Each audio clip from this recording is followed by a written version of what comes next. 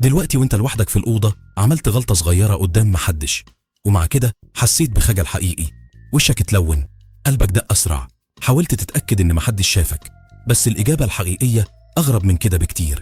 الخجل مش رد فعل على إن حد شافك، الخجل رد فعل على احتمال إنه ممكن حد يشوفك.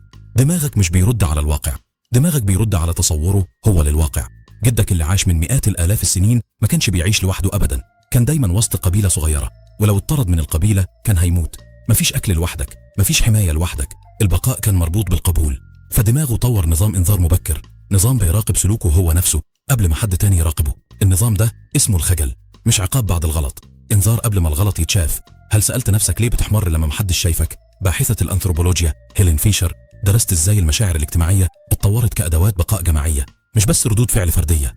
القبول كان أهم من الأمان الجسدي في كتير من المواقف. لو اتحكم عليك القبيلة بالنبذ كنت بتفقد الحماية والغذاء والتزاوج كمان. عالم النفس بول جيلبرت اقترح إن الخجل نظام تهديد اجتماعي منفصل تماما عن نظام الخوف العادي.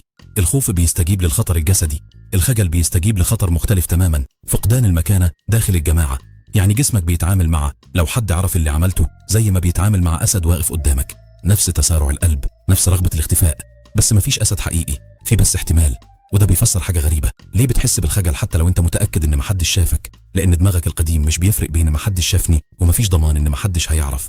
النظام بيشتغل على الاحتمال مش على اليقين.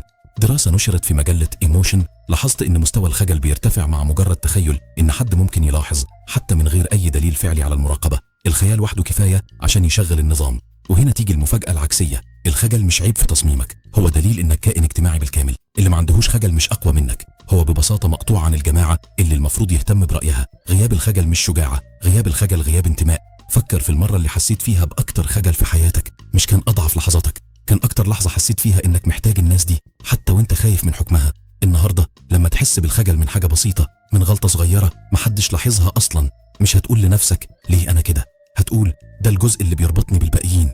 نفس النظام اللي بيخليك تحمر وحدك في الأوضة هو نفسه اللي خلى جدك يفضل جزء من القبيلة، وخلاك انت النهاردة جزء من حياتك، من ناسك ومن الناس اللي مستنياك. فآخر مرة اتخنقت فيها من غلطة محدش شافها، اسأل نفسك السؤال ده تاني، هل ده ضعف ولا هو أقدم دليل عندك على إنك تنتمي؟